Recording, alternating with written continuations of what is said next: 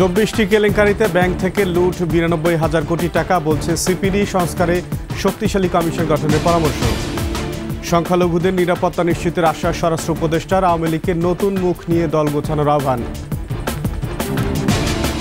প্রধান উপদেষ্টার সঙ্গে সচিবদের বৈঠক, দুর্নীতি নির্মূলে নির্দেশনা।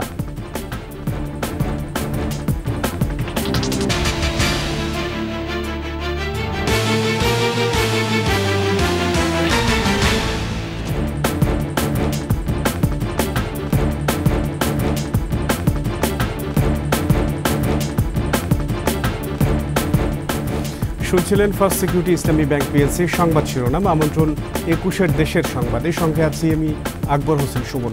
দর্শক, 21 টেলিভিশনের সংবাদ একই সাথে সরাসরি দেখতে পাবেন আমাদের ফেসবুক পেজ www.facebook.com/2124 অনলাইনে। দর্শক, প্রধান উপদেষ্টা ডক্টর মোহাম্মদ ইউনূসের সাথে তার কার্যালয়ে যমুনায় বৈঠক করছে রাজনৈতিক দলগুলো। সেখানে রয়েছেন আমাদের প্রতিনিধি শিউলি শবনম। চলে যাচ্ছি তার কাছে। দর্শক, বিএনপি মহাসচিব যমুনার সামনে সংবাদ সম্মেলন করছেন। আমরা সরাসরি সেখানে চলে যাচ্ছি। ব্যবস্থা নিতে গেলে সরকারকে আমরা অবশ্যই সহযোগিতা করব। Thank you.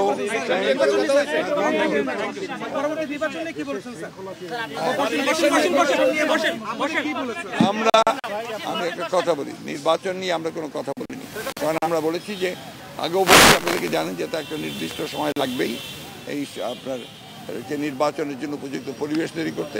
আমরা তাদেরকে সেই সময়টি অবশ্যই দিয়েছি এবং আমরা তাদের সব বিষয়গুলো সমর্থন দিচ্ছি। আমরা একটা কথা খুব পরিষ্কার করে বলেছি যে বর্তমানে দেশে যে অস্থিরতা সৃষ্টি করা হচ্ছে, চেষ্টা করা হচ্ছে, যে বিশৃঙ্খলা সৃষ্টি করা হচ্ছে এবং সাম্প্রদায়িকতার যে ধোঁয়া তোলা হচ্ছে, এগুলোতে জনগণ যেন বিভ্রান্ত না হয় এবং জনগণ যেন ঠিক পূর্বের মতোই সেই সাম্প্রদায়িক সম্প্রীতিকে অক্ষুণ্ণ রেখে, জনগণ নিরাপত্তাকে অক্ষুণ্ণ রেখে তারা যেন এই সরকারকে সহায়তা করে। আমরাও পুরোপুরিভাবে তাদেরকে সেইভাবে সহায়তা করছি। সরকার তো কাজ করছে, আমরা তো সেটা আশ্বস্ত। ধন্যবাদ।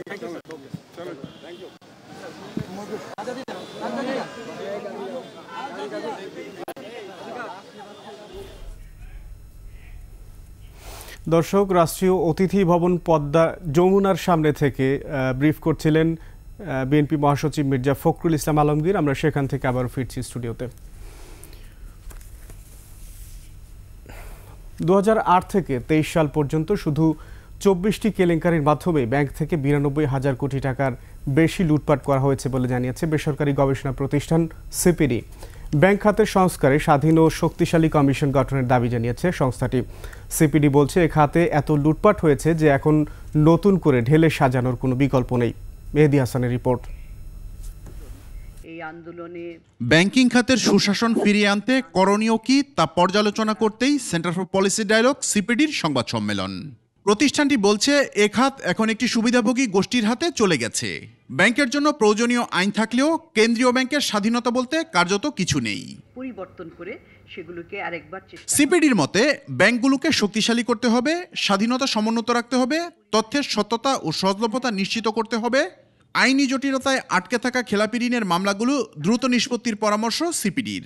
পরিস্থিতি উত্তরণে একটি স্বাধীন ও শক্তিশালী কমিশন গঠনের তাগিদ সংস্থাটির।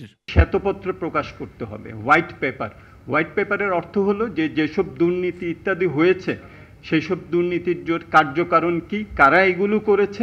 একটা banking reform commission, banking commission করতে হবে এবং এই ব্যাংকিং কমিশনটা স্বল্প মেয়াদী 3 মাসের একটা সুনির্দিষ্ট কার্যক্রম নিয়ে তারা স্বচ্ছভাবে কাজ করবে। গত 15 বছরে ব্যাংক খাতের নিয়ন্ত্রণ একটা গোষ্ঠীর হাতে চলে গিয়েছিল। অবাধে চলেছে লুটপাট। শুধু বড় 24টি দুর্নীতির ঘটনায় লুট হয়েছে 92,000 কোটি টাকারও বেশি, বলছে গবেষণা প্রতিষ্ঠানটি। জালিয়াতির মাধ্যমে টাকা বের করে নেওয়া, এখানে তো আসলে একটা যে জালিয়াতির মাধ্যমে অর্থ নিচ্ছে সে তো না, এটা এখানে অনেক ধরনের ব্যাংকের ভিতরের পরিচালনা পরিষদ, ব্যাংকের ম্যানেজমেন্ট সবাই কিন্তু একসাথে কাজ করে থাকে, তা না হলে তো এত বড় স্ক্যামগুলি হয়ে থাকে না। সিপিডি বলছে, শুধু ব্যাংক নয়, পুঁজিবাজার, বিমা সহ প্রতিটি খাতেই একই কায়দায় লুটপাট হয়েছে। এগুলোকেও ঢেলে সাজাতে হবে। ব্যক্তি বা প্রতিষ্ঠান ভিত্তিক বিমা খাত বা পুঁজিবাজার গড়ে ওঠা, এটি বন্ধ করতে হবে। কোনোভাবেই কোনো একটি ব্যক্তি বা প্রতিষ্ঠান ভিত্তিক কোনো খাত কোনোদিনই আসলে টিকতে পারে না। আমরা মনে করি যে এগুলো শুধুমাত্র ব্যাংকিং খাত না, পুঁজিবাজারের জন্য আসলে একটি, আমি বলবো যে পুঁজিবাজার সংস্কার কমিশন দরকার আছে। অর্থ মন্ত্রণালয়ের অধীনস্থ ব্যাংক ও আর্থিক প্রতিষ্ঠান বিভাগ বিলুপ্ত করারও পরামর্শ দিয়েছে সিপিডি।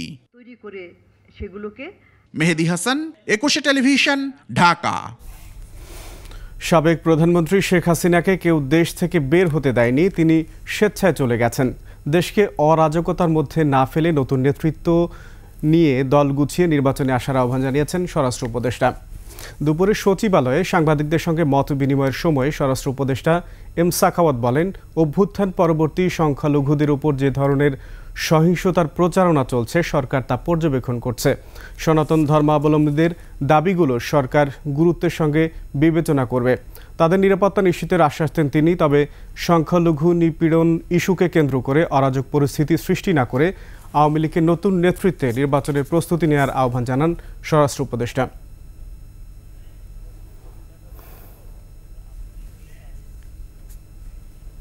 দয়া করে আপনারা দেশকে অরাজকতার মধ্যে ঠেলবেন না, ইনক্লুডিং সদ্য বিদায় হওয়া পার্টি। আপনার পার্টি গোছান, আমরা আমরা আমরা হোম মিনিস্ট্রি থেকে আপনাদেরকে হেল্প করব যে আপনার পার্টি গোছান with new face, with new অঙ্গীকার, এবং আশা করি যে through the political party act.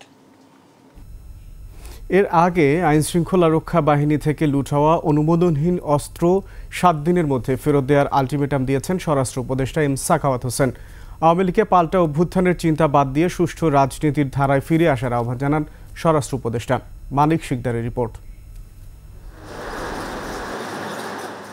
সম্মিলিত সামরিক হাসপাতালে সোমবার সকালে আহত আনসার সদস্যদের দেখতে আসেন স্বরাষ্ট্র উপদেষ্টা। এ সময় তাদের উন্নত চিকিৎসার নির্দেশনা দেন। পরে সাংবাদিকদের মুখোমুখি হয়ে গণ অভ্যুত্থান ঘিরে হতাহতের নানা তথ্য তুলে ধরেন। শুধু কমিটি না, আন্তর্জাতিক পর্যায়েও আমাদের সাহায্য চাইতে হবে যে এই ঘটনাটা কেন ঘটলো বাংলাদেশে। আইনশৃঙ্খলা বাহিনীর লুট হওয়া ও অনুমোদনহীন অস্ত্র যারা কুক্ষিগত করে রেখেছে তাদের 7 দিনের আলটিমেটাম দেন স্বরাষ্ট্র উপদেষ্টা। যাদের হাতে এই আনঅথরাইজড ওয়েপন আছে, আগামী 7 দিনের মধ্যে তারা নির্দিষ্ট থানায় জমা দেবেন। যদি জমা না দেন তাহলে দুইটা চার্জ লাগবে। একটা হচ্ছে অবৈধ ওয়েপন, আর একটা হচ্ছে সরকারি নিষিদ্ধ ওয়েপন আপনাদের হাতে। অভ্যুত্থান পরবর্তী সহিংসতায় উদ্বেগ প্রকাশ করে সবাইকে শান্তির পথে ফিরে আসার আহ্বান জানান। এখানে মারামারি করে কোনো লাভ নেই। আরও কিছু লোকের মৃত্যু আমরা চাই না। অলরেডি 400 থেকে 500, তারও বেশি মারা গেছে। আওয়ামী লীগ পাল্টা অভ্যুত্থানের অপচেষ্টা করলে কঠোর ব্যবস্থা নেয়ারও হুঁশিয়ারি দেন স্বরাষ্ট্র উপদেষ্টা। এমন কিছু করবেন না যে আপনাদের জীবন বিপন্ন হয়। পার্টিকে রিঅর্গানাইজ করেন, একটা পলিটিক্যাল পার্টির মতো যেভাবে থাকে। ইলেকশন আসলে ইলেকশন কন্টেস্ট করবেন, জনগণ ভোট দিলে ভোটে যাবেন।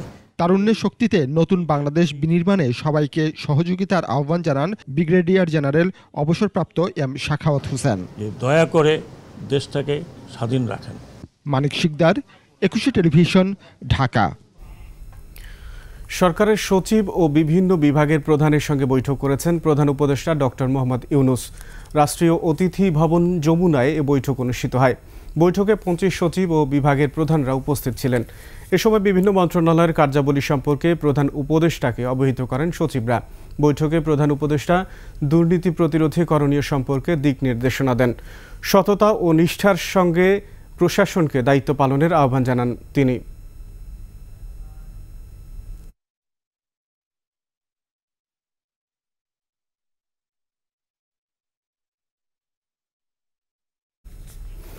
জাতীয় স্মৃতিসৌধে মহান মুক্তিযুদ্ধের বীর শহীদদের শ্রদ্ধা জানিয়েছেন নবনিযুক্ত প্রধান বিচারপতি সৈয়দ রেফাত আহমেদ। সকাল 7টার দিকে সাভারে জাতীয় স্মৃতিসৌধের শহীদ বেদিতে শ্রদ্ধা জানান দেশের 25তম প্রধান বিচারপতি। এ সময় তার সাথে হাইকোর্ট ও আপিল বিভাগের সব বিচারপতি উপস্থিত ছিলেন। পরে জাতীয় স্মৃতিসৌধের পরিদর্শন বইয়ে সই করেন প্রধান বিচারপতি।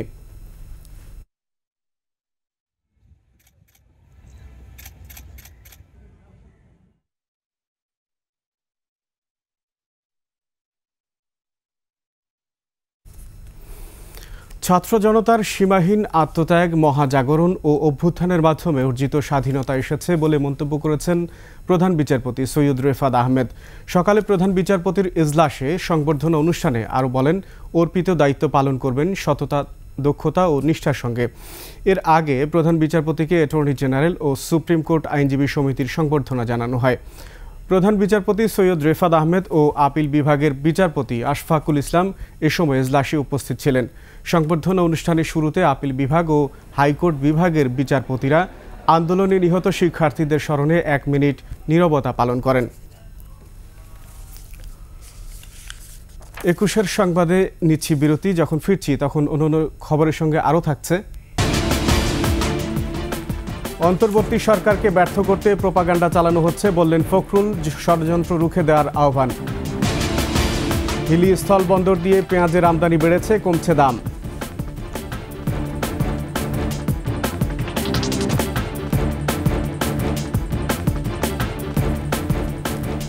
আবারও আমন্ত্রণ দেশের 21-এর সংবাদে।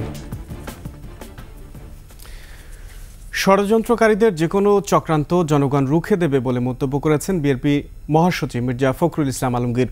সকালে রাজধানীর বনানী কবরস্থানে বিএনপির প্রতিষ্ঠাতা জিয়াউর রহমান ও চেয়ারপারসন খালেদা জিয়ার ছোট ছেলে আরাফাত রহমান কোকুর 55তম জন্মদিনে কবর জিয়ারত ও দোয়া শেষে সাংবাদিকদের কাছে একথা বলেন মির্জা ফখরুল ইসলাম আলমগীর।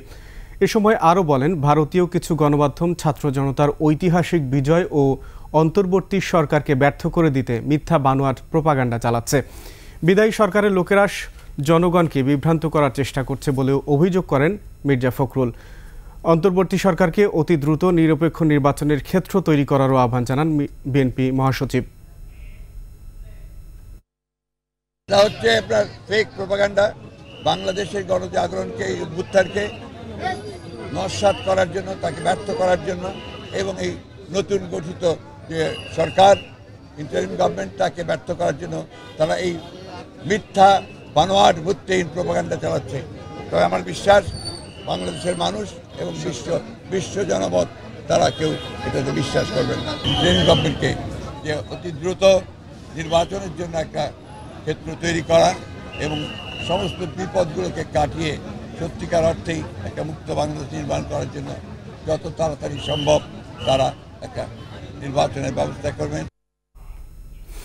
হিলি স্থল বন্দরে পেঁয়াজের দাম কমেছে কেজিতে 10 থেকে 15 টাকা। একদিন আগেও প্রতি কেজি পেঁয়াজ 95 থেকে 100 টাকা বিক্রি হলেও তা কমে নেমে এসেছে 80 থেকে 88 টাকায়। আমদানিকারকরা বলছেন, সরবরাহ স্বাভাবিক ও দাম নিয়ন্ত্রণে রাখতে পেঁয়াজ আমদানি অব্যাহত রেখেছেন তারা। পরিস্থিতি স্বাভাবিক হওয়ায় ব্যবসায়ীরা চাহিদা মতো এলসি খুলতে পারছেন বলেও জানান তারা। এতে হিলিসহ সবগুলো স্থল বন্দর দিয়ে পেঁয়াজ আমদানি বেড়েছে।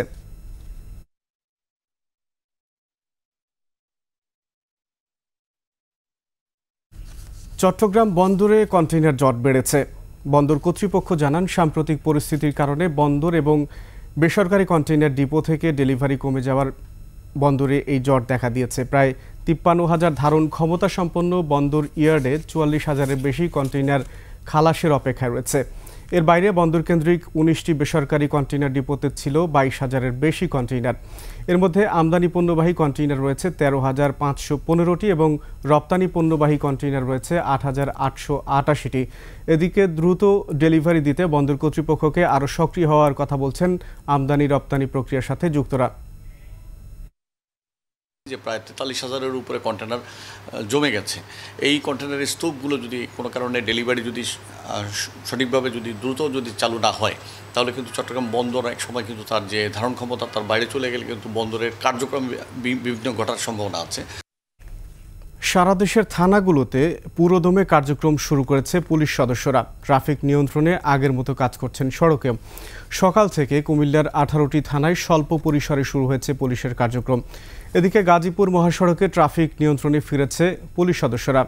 সকাল থেকে ঢাকা টাঙ্গাইল, ঢাকা ময়মনসিংহ মহাসড়কের বিভিন্ন স্থানে দায়িত্ব পালন করছেন পুলিশ সদস্যরা। এছাড়া টঙ্গী স্টেশন রোড সহ বিভিন্ন জায়গায় ট্রাফিক নিয়ন্ত্রণে কাজ করছে গাজীপুর মেট্রোপলিটন পুলিশের সদস্যরা। 8 দিন পর রাজবাড়ীতে কাজে ফিরেছেন পুলিশ সদস্যরা। সকাল থেকে জেলার বড়পুল, রেলগেট, দৌলতদিয়া ঘাট সহ বিভিন্ন জায়গায় পুলিশ সদস্যরা দায়িত্ব পালন করছেন। ঝিনাইদহ জেলায় 7 দিন পর আবার কাজ শুরু করেছেন পুলিশ সদস্যরা। জয়পুরহাটেও সকাল থেকে রাস্তায় ট্রাফিক নিয়ন্ত্রণে দায়িত্ব নিয়েছেন পুলিশ সদস্যরা।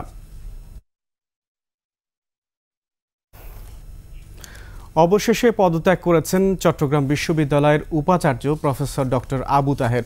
সকালে ভারপ্রাপ্ত রেজিস্ট্রার AKM নূর আহমদ জানান, রাতেই তিনি পদত্যাগপত্র ইমেইলে পাঠিয়েছেন। এছাড়া অব্যাহতি চেয়ে রাষ্ট্রপতি বরাবর চিঠিও দিয়েছেন তিনি। এর আগে গত 9 আগস্ট থেকে উপাচার্য সহ প্রশাসনের পদত্যাগের দাবিতে আন্দোলনে করেছেন শিক্ষার্থীরা। এ সময় উপাচার্যের বাংলো, কার্যালয়, প্রক্টর ও প্রভোস্টের কার্যালয়ে তালা দেন তারা। তোপের মুখে প্রক্টোরিয়াল বডি, হল প্রভোস্টের পর এবার উপাচার্য নিজেই পদত্যাগ করলেন।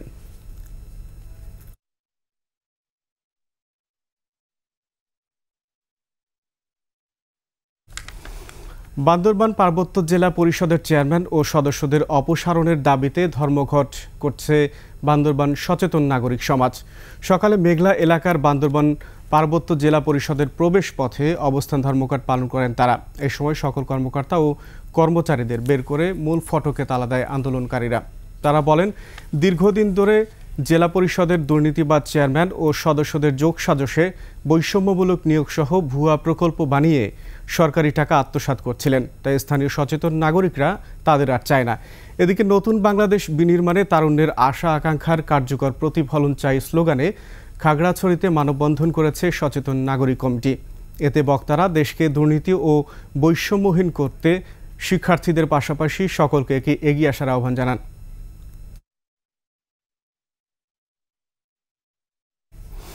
শেষ করছি 21-এর দেশের সংবাদ। যাওয়ার আগে ফার্স্ট সিকিউরিটি ইসলামী ব্যাংক PLC সংবাদ শিরোনামগুলো আরও একবার। 24টি কেলেঙ্কারিতেই ব্যাংক থেকে লুট 92,000 কোটি টাকা বলছে CPD। সংস্কারে শক্তিশালী কমিশন গঠনের পরামর্শ। সংখ্যালঘুদের নিরাপত্তা নিশ্চিতের আশ্বাস স্বরাষ্ট্র উপদেষ্টার। আওয়ামী লীগকে নতুন মুখ নিয়ে দল গোছানোর আহ্বান। প্রধান উপদেষ্টার সঙ্গে সচিবদের বৈঠক, দুর্নীতি নির্মূলের নির্দেশনা।